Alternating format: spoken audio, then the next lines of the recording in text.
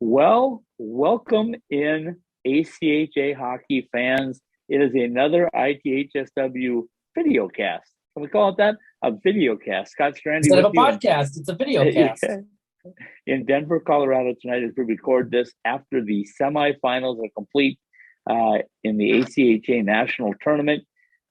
As always, our Stephen Marsh is there. He's got himself a new handy-dandy pin there that the ACHA gave him, so that's cool. And Stephen, two really high-powered games from a high-powered hockey teams tonight in the semifinals.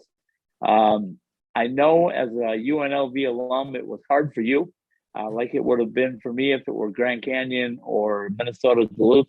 Anytime those two play, I've got that coming up. By the way, I've got Denver at Minnesota Duluth in the first round of the NCHC playoffs on Friday. So I will feel what you're feeling. But man, oh man, talk about the hockey and the level of hockey you saw, not only today, but this entire week. Yeah, it's been really nice. I've never been in the national tournament in person. I've seen parts of it on online, of course, and certainly when UNLV was playing, I'd watch their games, but would not follow the full tournament as closely as I have this year. Being here in person, it's a whole nother thing when you're here in person to see it. And the hockey is really good, and I think it's just getting better in this league. I mean, the games that we had today, even though one wasn't really close, it was still Adrian put up a fight. But the UNLV Central Oklahoma game, I mean, that was right exciting. down to the wire, right? right down to the wire. And UCO played their game, and even though I don't know. I mean, we can talk about each game individually, but that game, I mean, just what they've been going through this whole tournament. I mean, all the hockey they've had to play, I mean, let's just say this tournament is a grind already. I mean, whether you're playing 4 games in 5 days, or you go have to play 4 straight days, like Central Oklahoma did. They had to play Saturday, they had to play Sunday, they had to play Monday, and you play Tuesday if you're in the championship game. That's 4 days in a row. Now that's tough in itself. 4 games, regulation games, whatever. The kind of hitting that you get, the kind of physicality that you might entail. But top on that, an overtime game, which Central Oklahoma had, it ended early in the first game that they won, the overtime winner. And then you top on that a 5 overtime game that they had the next day. Essentially two full hockey games in a period and a few minutes of hockey the next day. And then you have to play the next day. And you wonder how much do you have left in the gas tank. And the fact that they were still able to go out there and hit around and bang UNLV around a little bit and have that sort of energy, they weren't maybe as sharp as they could have been, but I mean, they put up a fight, and obviously they got the win. So it's just real impressive what they've been able to do. And yeah, and now they're in the championship game, and boy, I tell you what. So let me ask you this. Before you get into too much details on these games, let me ask you this. You've seen Lindenwood now play a few games. They just seem in total control. You look at the scoreboard, you look at the team on the ice. How has it looked in person with Lindenwood? Obviously, they're the number 1 seed. They've carried the number 1 seed for the entire year. They've had some COVID-shortened weekends, a lot of them actually. Are they really that much better? Where they just totally control the game, or were there times when you said, "Hey, somebody could probably play"? Because I'm talking about Adrian coming in. They scored 14 goals. They scored 7 goals, and then they get nothing tonight, right? No, they got 1 goal actually. Or did they get one? Here's the kicker, Scott. They got the first goal of the game. Adrian was up 1-0, so that was like, whoa. Oh, okay. Maybe we should have stopped the game right there, stopped the count, right? And then, but that's so that was it, right? Just the 1 goal. Just the 1 goal, yeah. And then Lindenwood actually they scored and tied it 12 seconds later. So the lead didn't last very long.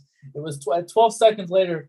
Lindenwood tied the game up, and then they looked like they had scored, and they reviewed it, which they do which you can review in the national. Have a camera that's up high. I don't know if they don't. Yeah, they have the overhead view with the arm up. I lost you. We're frozen. Somebody's frozen. One of us. Oh, goodness.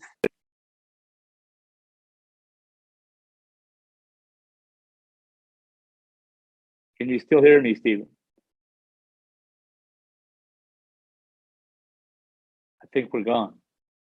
I think we've completely lost the feed. Okay, let's do this. Let's see if we can reconnect with Stephen. I think we lost him completely. Anytime you're messing with Zoom, folks, I think that I'm going to see if Stephen can rejoin us here.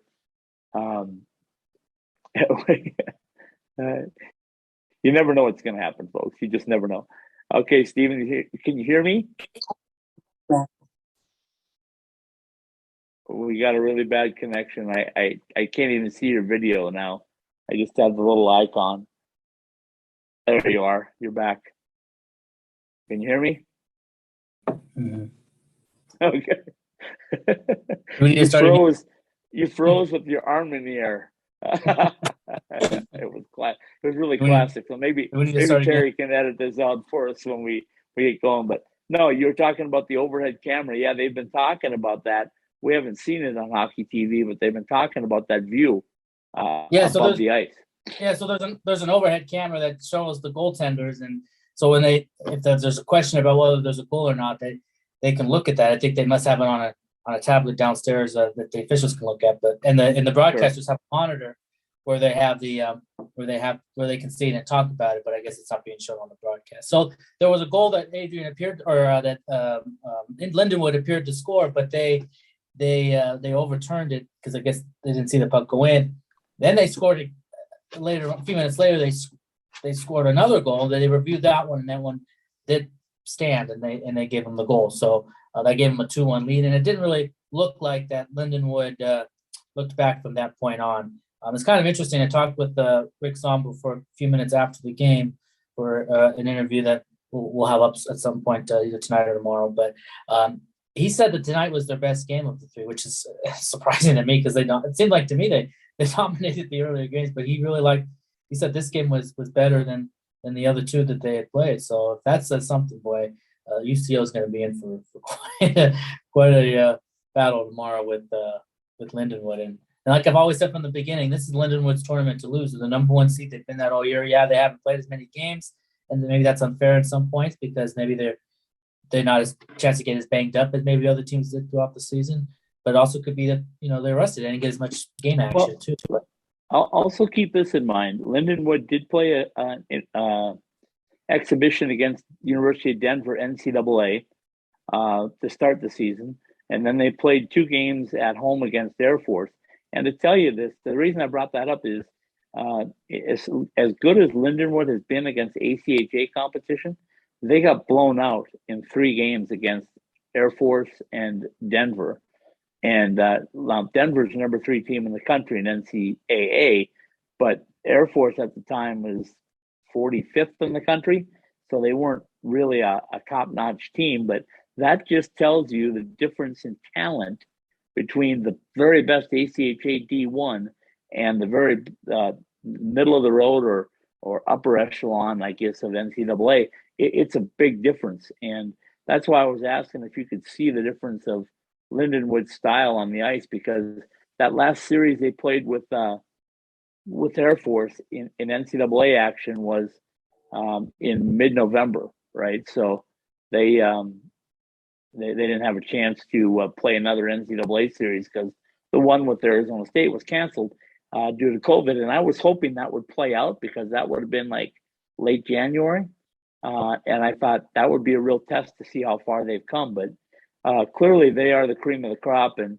not to take anything away from Adrian, the defending champs, or UCO, or certainly UNLV, but it just tells you how much you have to do to get over that hump. And as you mentioned, I think that UCO UNLV game could have gone either way. I just think it just bounced the right way for UCL. And as I told Coach Rivera, I said, geez, the way things are going, you just happen to look like a team of destiny. You played, as you mentioned, the overtime game, the 5 overtime game, and then you somehow figure a way to get past the UNLV team that is, as we know, very, very good. Yeah, and he was complimentary of them too. After the game, can't remember if it was officially recorded or just off camera. We worked a minute or two afterwards, but very complimentary of UNLV. They know he knows how good of a team they are, and so he's real happy for his team, obviously, and he acknowledges how good of a team that the Rebels are, and the Rebels are a good team, and understand this about UNLV. They're only losing 3 seniors this year. So the core of the guys that they have are going to be around next year, and they're probably going to get players come in, of course, as they always do, recruit and try and make the team better. And I think, they're there. There could be a couple of things that they can tweak, but, they're going to be in this tournament again next year, and they'll probably, they'll be right here maybe playing on semifinal Monday again next year. We just, they're a good team, and I think they can certainly make the push to come back. And point. And here's what I say to that point, Stephen. That not only they're going to bring in more players, but we already know a bit of their schedule next year. They're going to play Alaska Anchorage, 2 games in Anchorage, 1 back in Vegas. They're going to have Liberty come out. There's talk of some sort of a holiday tournament type thing. So they're already preparing to be a very, very solid hockey team next year. And this will only make them stronger. There's no doubt in my mind. And like you say, when you only lose 3 seniors, there's a lot of experience that are coming back to do battle in this one. Yeah, and I look at too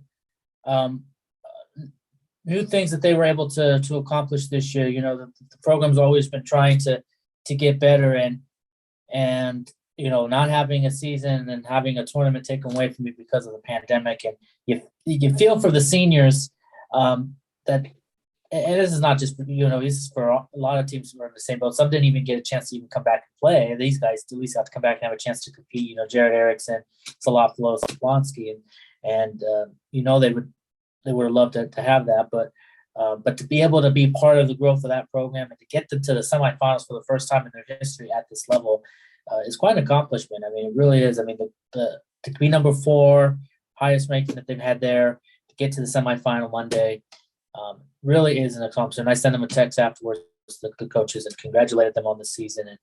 And it really could have gone either way. They really could have won this game. And, it's just a few little bounces here and there. Wixon was great. He was great all tournament. He was great throughout the year. And, you can't, a couple of those goals, he was just, you can't ask him to stop everything. I mean, he stops so much, and there's just some things that, are going to get past you. And so it's just, that's just how it goes in hockey. Yep. That's a good point. And like you said, the Adrian Bulldogs and Lindenwood played the second game, and people forget, I think, when they look at Adrian, they came in as number 7 all season long. They've never really cracked below the 7 mark in the rankings, and they're the defending champions. And I know Gary Salas from last year. I know him fairly well now, I think, and I know the way he coaches, and it doesn't surprise me that they came on hard.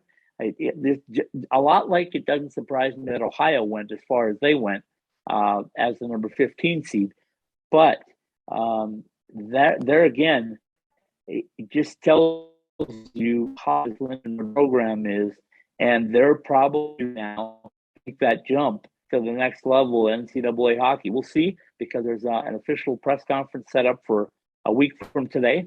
I plan on being there on my way back from the NCHC Frozen Faceoff, and we'll find out if that's in fact what's going to happen, that they will be elevated to NCAA status. But man, clearly they are the cream of the crop, and I expect a really good hockey game tomorrow. I just don't know if tomorrow's the night that it catches up to USC.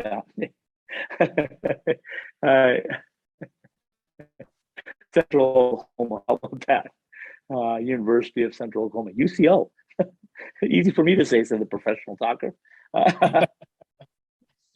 So yeah, what do you think? Do you think there's enough gas in the tank for UCO? I know you were wondering about it tonight, but can they do it one more night?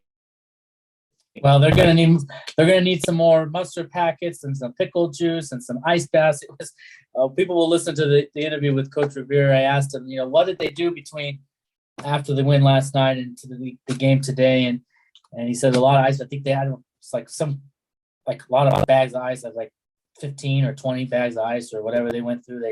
And to keep the players from keeping them as fresh as they can be. But yeah, I wonder what it's going to be like. Lindenwood is a really good team, and this is kind of a big coronation for them. As you said, there's talk about what's going to be in the future for them and whether they're going to be at the next level, and so this could be the big send off for them, big coronation for Lindenwood into the next beyond of the next. I think that was the plan all year, Stephen. I think that was what they were working up to. They knew the tournament was in their backyard. They knew where they wanted to go with the program. Let me ask you this: you saw UCO obviously up close the whole week. You saw Lindenwood up close the whole week. Is there a difference in style between those two teams? Like you mentioned tonight, UCO had a game plan where they were just going to rack bodies from the very start, and they were going to play a very physical style. They're very talented as well, but is Liberty going to match them? Rick Zombo is a great physical coach. He likes that style, but it seems like they're a little bit more finesse. Yeah, no question about that. They're not as rough and tough as Central Oklahoma is. So it'll be interesting to see kind of how it plays out between the two different styles a little bit. But I certainly think that when Lindenwood has to, they can bang bodies too and do what they have to do. So it'll be a tough test for sure. But Lindenwood is very and another thing too is the importance of winning this ACHA championship is something that they think that they know that they're the number one team. They know that they're hosting it in their facility. That the opportunity to have the Murdoch Cup, which goes to the ACHA M1 champion, and to be able to call themselves champs. He talked about the school being behind them, and even still talking about their past championships and how the school recognizes those and on it. So I mean, they've got the support from the school, and obviously we're seeing what's going to be down the pipeline for them. But as for the game, yeah, it's going to be really really interesting to see. I'm fascinated. I'm fascinated to see, because I worry that Central Oklahoma, it's just going to catch up to them, and it's not really going to be a really competitive game. But I'm also intrigued to see if Central Oklahoma can put up a fight and make it a close game. I mean, I thought Adrian, it would be a closer game than that was. That was a 5-1 game, and Adrian was blowing people out 14-0. I mean, the level of opponents isn't to Lindenwood's level, but the fact that they were able to get outscored 5-1 by Lindenwood just shows how really a good Lindenwood team is. And like Coach Zombo said, to me, the first two games they played weren't their best. Today was their best game. So if that's the case, boy, I can't imagine what tomorrow's going to be like. Yeah, I totally agree with you. It's going to be a lot of fun. Before we go tonight, a couple of things. Your stand-up outside of Lindenwood, that was pretty cool. Well done on that one. Yeah, nice campus. Yeah, I mean, it's a nice campus. It looks like it's maybe not the biggest campus, but it looks like, those buildings are, look like a little older in some cases. It's an older university, I think. So it's nice. So I found the football field, and so I was just outside of the football field and decided to shoot that stand up there and preview it. And it's only about 10 minutes from Centene. I think it took me about 10 minutes from Lindenwood to get there. So it's close. It's fairly close. And kids were just back in school today. I guess they were just on spring break. They just came back to school today. So he's hoping that they can get some students to come out tomorrow. They didn't have a lot of fans the first few games, but they're hoping that they can get some fans to come support them. It was pretty loud. They had been pretty good Lindenwood people in there tonight. So, they're going to hope that since we're in the championship game and maybe the students are back on campus, there'll be more of them in attendance, and there'll be more people come out and see them try to win a championship tomorrow. Okay, It should be a good that atmosphere. you led me into the next and final question from me is that UCO came spirited. They brought a fan base. There was a lot of people from UNLV as well, and I'm sure other universities. But boy, that UCO crowd was something else, weren't they?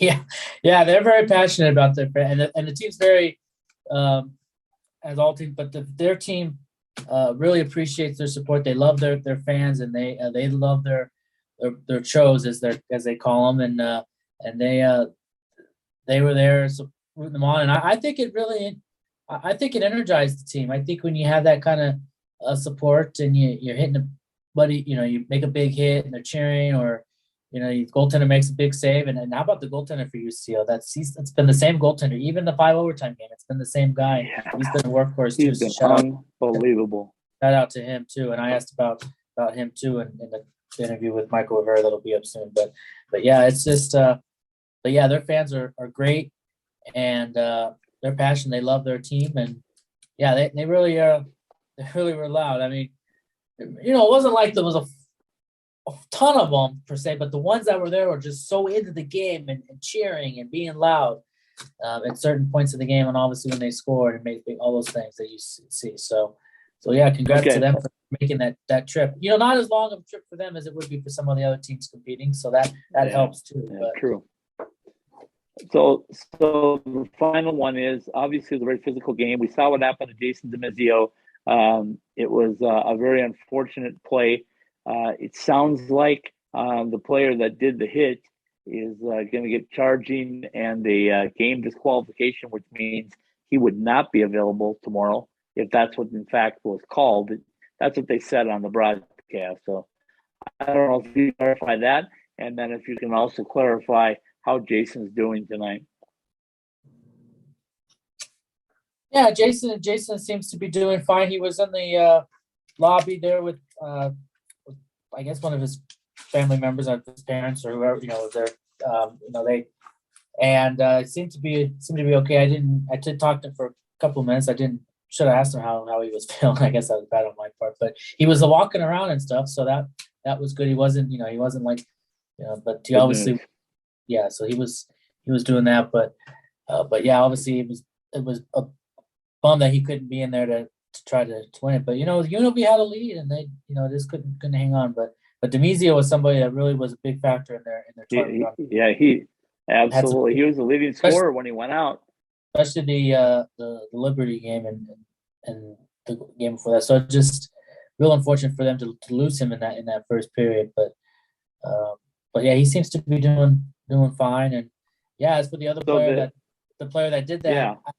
I believe, and I believe that if it was a game disqualification, I believe the ACHA rules that you can't have it. You can't play the next game. So the rule reads like this: if it was a game misconduct, he misses the rest of that game.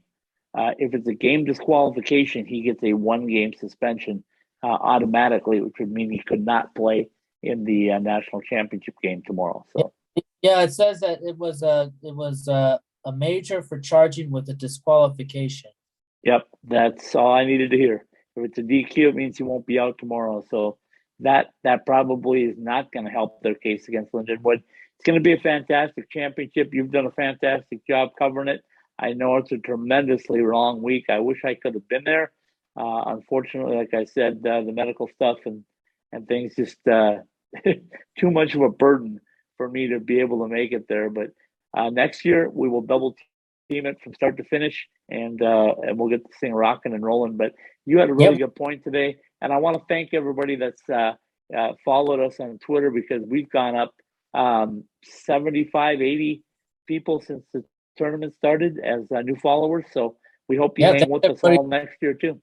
Yeah, thanks to everybody that's followed along, since we've been trying to bring as much content from the national tournament as you can. Like I said, it gets overwhelming at times, and I'm sure there's some of the games got more attention than others, and for that we apologize. But we obviously focus on some teams more than others, but we do what we can, and thanks to those that have followed us and support us, and thanks to the Centene and the ACHA, hospitality's been pretty good. It's been top notch. So thanks to that. And yeah, we got one more day to go tomorrow. It's not till 7 One more o'clock. championship to get through, and then Wednesday night, hopefully, we can have somebody from the winning team join us on the podcast, and we can bring it all to you on the podcast as well. So get some sleep and enjoy St. Louis tomorrow. Yeah, I'm gonna go do a little exploring tomorrow. We'll visit the arch and stuff, so that'll be exciting. And of course, next year, of course, we will be in Beantown for the national tournament, so that ought to be exciting. I think that we'll have to fly there. I don't think you can drive to Boston. I'll be. Well, I flew I'll here, be scouting it hopefully this year. I don't do like you do, Scott. I don't drive 12, 13, 14-hour days. If it's more than 6 hours, I'm getting on a plane and getting here. I hear you. All right, Stephen Marsh. I'm a busy guy. I got things to do. I gotta, being here for a week has been really been a lot. It's been a lot of hours put in. It's going to be a memory you will never forget. I can promise you that. Yeah. And it'll also be a big boost for us. Yeah, there you go. Absolutely. Get it done. Go see the Arch tomorrow, relax, and enjoy a 7:30 start tomorrow night. I believe it's a 7 o'clock start. 7 o'clock. Okay. Well, then you got the whole day, so I'll let you get some sleep, and we'll talk to you tomorrow, and keep up the good work. Let's see if you get maybe there's going to be a stand-up from the Arch tomorrow. Maybe. We'll see. We'll wait to see at ACHAW on ACHA_ITHSW. Let's get it right, Twitter fans. I'm so tired of talking. I've done podcasts today and talked to them. Oh, goodness. I'm about ready to just crash myself. So have a good night and stay tuned, folks. We've got more action for you one more day, and then the Wednesday night podcast coming up as well. So have a good night, everybody.